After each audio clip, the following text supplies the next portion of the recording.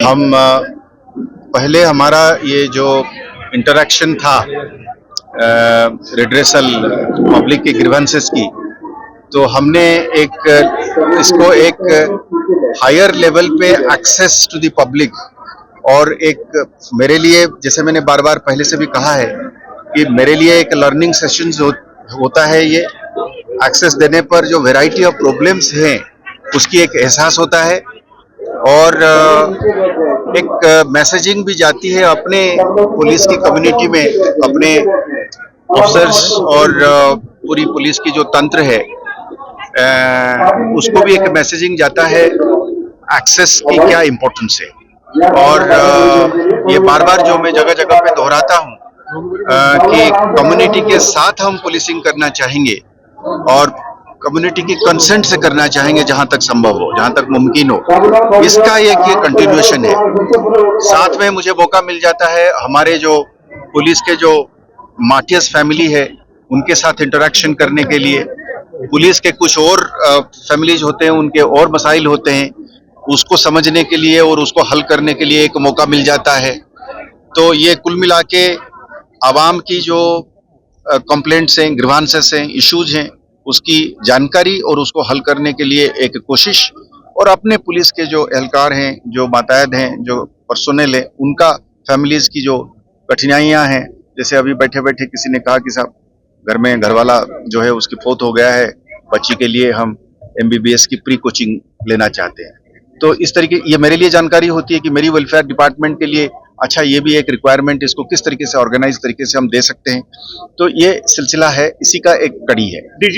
हम सब लोग जो है इस बात पर हमें एक सेटिस्फेक्शन है कि इलेक्शंस जो है पूर्व अमन हुआ और इसमें वोटर्स की टर्नआउट जो है वो हाई रहा और ये एक अच्छी आगाज है और हम चाहेंगे कि इसका जो पॉजिटिव बेनिफिट है वो आगे ये एक ट्रिगर करे, एक सिक्योरिटी की एक वर्चुअस साइकिल को आगे लेने में, यानी कि पीछे की तरफ ना हो, ये आगे की तरफ बढ़े। क्योंकि हमारी बुनियादी तौर पे ये है कि अगर अमन रहेगी तभी इलेक्शंस हो पाएंगे, अगर डर नहीं रहेगा तभी लोग फ्रीली वोट कर पाएंगे, अगर खौफ नहीं रहेगा तो बंदा इलेक्शन में खड़ा होने का जरूरत करेगा नहीं। तो अगर खौफ रहेगा चाहे किसी भी साइड से, फिर आम आदमी जैसे आप हैं, मैं हूं, मतलब मैं अपने को इसलिए कह रहा हूं कि कल जब मैं वर्दी से बाहर चला जाऊंगा या कहीं जहां पे मैं यहाँ डीजी हूं, जहां नहीं हूं, वहां पे तो मैं एक आम नागरिक हूं। कल अगर मैं जरूरत करूंगा कि मैं भी इलेक्शन लड़ूं या वोट डालूं, तो उसके लिए एक बगैर खौफ वाली एक माहौल बननी चाहिए। उस माहौल को कैसे हम बरकरार रखना चाहेंगे, उसके लिए हमें इस चीज की फिक्र है और हम उसको मेंटेन करने के लिए कभी कभी हमें उस चीज को लेकर पत्थर भी पड़ते हैं, पर हमें इस चीज की एहसास है कि चीजों को दुरुस्त रखने के लिए, सड़क को शांत रखने के लिए, एक बेखौफ माहौल को बनाने के लिए हमें कुछ लोगों के खिलाफ कार्रवाई करनी पड़ती है। Sir, any message to the masses? Sir, any message to the masses and the police down the line? See, the message from a police officer, be of whichever rank he is always this, that please accept this. We have to be tough against some people. Police by definition is law enforcement. आप मेरे से आज इस वक्त बात कर सकते हैं क्योंकि आपको पथराव नहीं था, आप आ पाए मेरे पास, टाइमली आ पाए। आप जब जाएंगे आपको उम्मीद रहेगी कि आप अब घर में पहुंचेंगे, बीच में आपको खलल नहीं पड़ेगी, आप किसी तरीके की परेशानी में नहीं आएंगे, अचानक कहीं किस जगह पे फंसेंगे नहीं, कोई आपको रोकेगा नहीं, टोकेगा नहीं, मारे। तो उस माहौल को बनाने के लिए हमको कुछ लोगों के खिलाफ कार्रवाई करनी पड़ती है सर। और वो कार्रवाई जब हम करते हैं, हम इस बात का भी एहसास रखना चाहते हैं। ऐसा है, मैं कहीं और एक जगह पे मैंने ये बताया कि हम एक टेररिज्म, जो रेजिडेंट टेररिज्म से हम फॉरेन टेररिज्म की तरफ जा रहे हैं। रेजिडेंट टेररिज्म का मतलब हो गया कि हमारे अपने लड़के जो तादाद में जो है शामिल होते थे वो कम होने लगा है।